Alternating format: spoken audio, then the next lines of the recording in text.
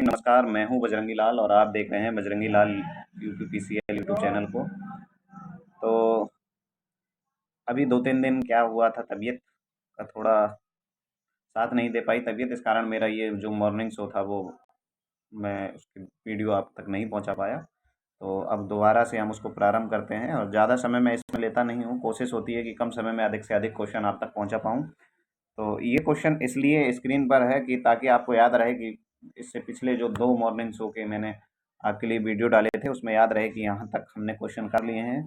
तो एक बार फिर आपको बता देना है कि विद्युतीय उपकरण में लगने वाली आग किस श्रेणी की आग का उदाहरण है।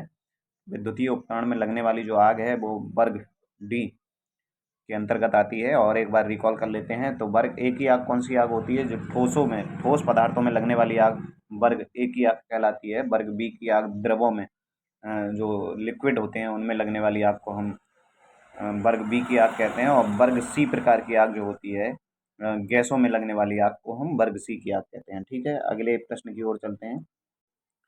अ, अगला प्रश्न है, मैंने अभी आपको बताया था कि यदि किसी व्यक्ति की पीठ पर छाले पड़ जाएं तो कैसे लेटालेंगे, और यदि अ, उसके पेट पर छाले पड़ जाएं तब उसे कैसे लेटालेंगे। तो मैंने आपको याद कराया था कि ऐसे सापे से याद कर लेना। यदि पेट पर छाले हों तो उस पर सैफर विधि का प्रयोग करेंगे, और अगर पीठ पर छाले हों तो हम क्या करेंगे,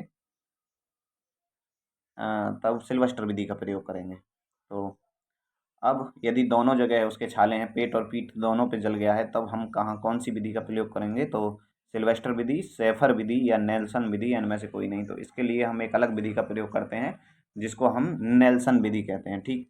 अब अगला थोड़ा थ्योरी का जो पॉइंट है आपको समझा देते हैं। मेरा कोशिश रहती है कि इसमें पहले आपको थ्योरी समझाऊं, उसके बाद उससे रिलेटेड जो भी प्रश्न बने वो आपको आप तक पहुंचा दूं। 5S प्रणाली से कई बार क्वेश्चन देखने को मिलते हैं। तो 5S प्रणाली क्या है ये हम जान लेते हैं। 5S प्रणाली का की अवधारणा जापान से आई है।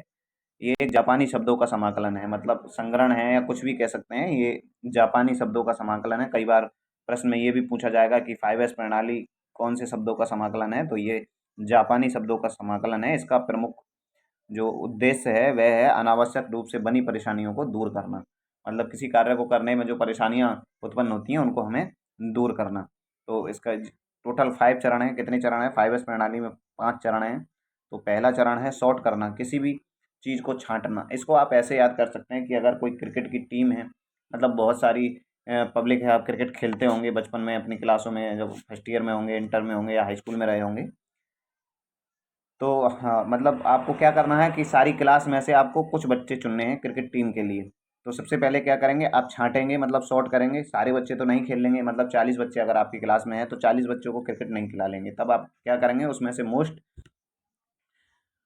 जो बच्चे होंगे खेलने वाले उनको आप छांटेंगे। सबसे पहले क्या करेंगे, छांटेंगे मतलब सॉर्ट करेंगे। फिर सेट इन ऑर्डर करेंगे। सेट इन ऑर्डर का मतलब है जब आपने छांट लिए फिर करेंगे कि जैसे किसी बच्चे का नाम राम मान लो, किसी का श्याम मान लो, तो उन बच्चों में से खेलने सबसे पहले कौन जाएगा, मतलब क्रम निर्धारण करेंगे आप कि आपको बैटिंग पे सबसे पहले उतरना है। जैसे इंडियन क्रिकेट टीम में होता है कि सबसे पहले ओपनर रोहित शर्मा और अजिंक्य रहाणे अगर ये टीम में हो तो उतरते हैं। फिर इनके बाद फिर वो लोग जब खेलने उतरेंगे, मतलब क्रम निर्धारण हो जाएगा, तब वो क्या करेंगे, चमकेंगे। मतलब चमकना मतलब कि अगर रोहित शर्मा ने फॉर एन एग्जाम्पल मानो कि रोहित शर्मा ने सेंचुरी मार दी, तब अगले दिन के अखबारों में हो जाएगा कि रोहित शर्मा चमके।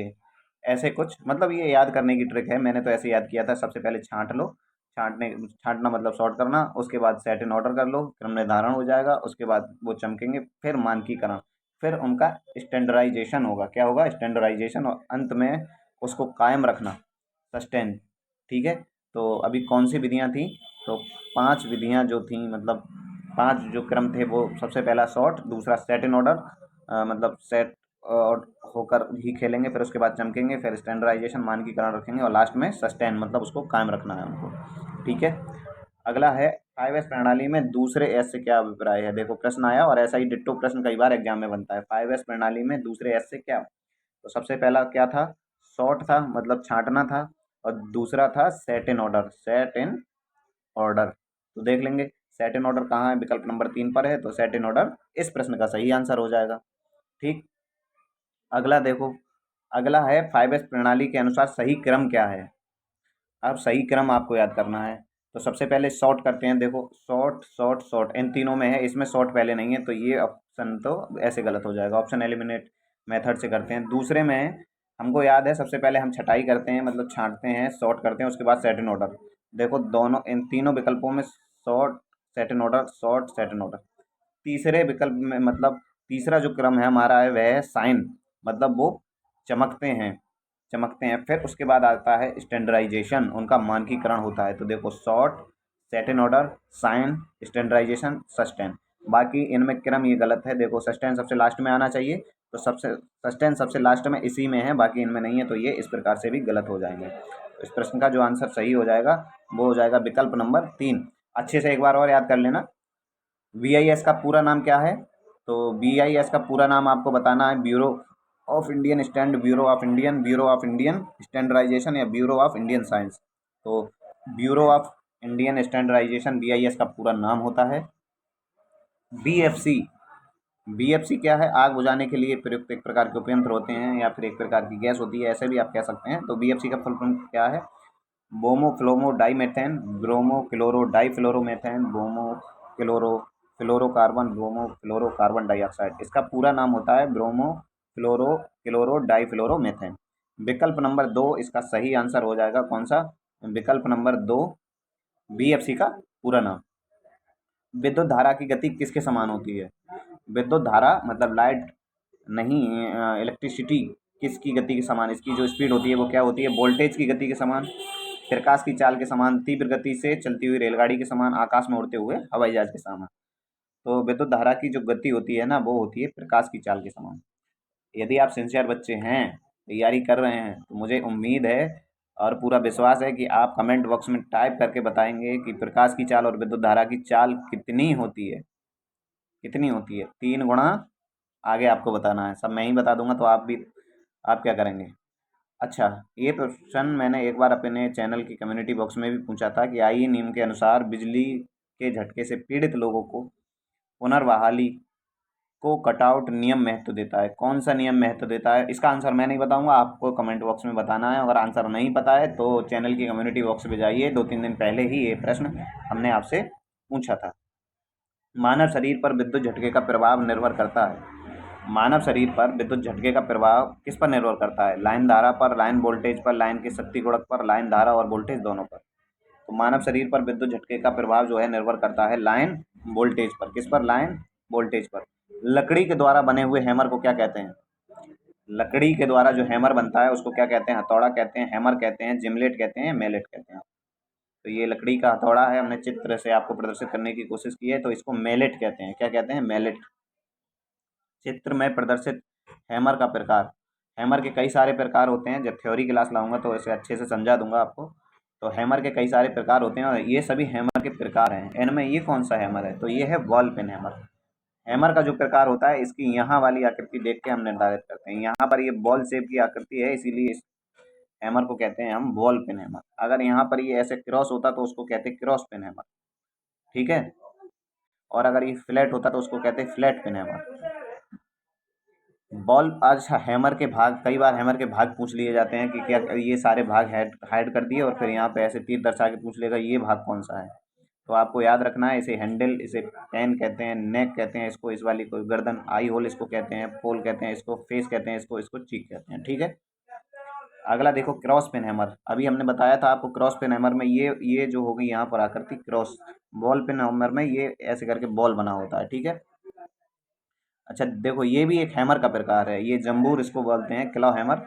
इसकी सहायता से क्या होता है कि कहीं पे कोई चोबा या कील जिसको उखेड़ने के काम में आता है, ये कील या चोबों को बाहर निकालने के या उखेड़ने के काम आता है। टी स्क्वायर का प्रयोग सटीकता मापने के लिए किया जाता है, कितनी? टी स्क्वायर, जब आप ITI में रहे होंगे तो आपने कई बार अपनी जॉब जॉब जो होती है उसकी कोणों की वर्गता मापने के लिए हम जांचते हैं।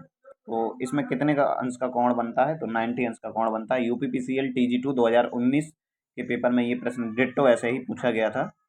तो याद रखेंगे, टी स्क्वायर में जो कोण की सटीकता होती है वो 90 अंश होती है। कठोर तारों को काटने के लिए किस प्रकार के प्लायर का प्रयोग किया जाता है?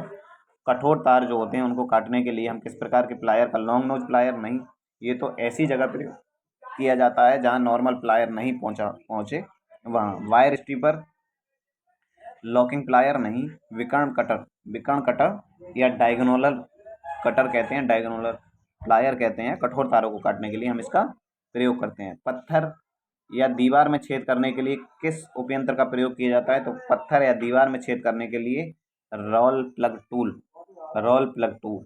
आपको क्या करना है, जाके इंटरनेट पे सर्च करना है रोल प्लग टूल दिखता कैसे है, अगर अच्छे से पढ़ाई करनी है तो। ठीक है, अगला देख लो, घावों को भरने के लिए प्राथमिक उपचार के डिब्बे में कौन सी ट्यूब होती है? यूपीपीसीएल यूपीआरबीएनएल TG2 2016 के पेपर में पूछा गया था। यहाँ पर तीन ही ऑप्शन हम दे पाए हैं। बोरोप्लस नहीं होती है, बीटाडीन ट्यूब होती है। कौन सी ट्यूब होती है? बीटाडीन। अगला प्रश्न देखते हैं। हाँ तो भाई यही था अंतिम प्रश्न। 10 मिनट में जितने क्वेश्चन हम करा सके उतने करा दिए। क्वेश्चन नहीं मतलब उद्देश्य नहीं था कि ज़्यादा लंबी वीडियो बनाई जाए, कम वीडियो में आपको अधिक क्वेश्चन करा दिए जाएँ। अगर आपको क्लास पसंद आए तो चैनल पर इसी प्रकार बने रहिए। और भी कोशिश है आगे और अच्छी अच्छी वीडियो लाने का। ये मॉर्निंग शो 2 दिन हुआ था, उसके बाद टूट गया, तो एक दो भाई का कमेंट में ये था कि आपने मॉर्निंग शो क्यों बंद कर दिया।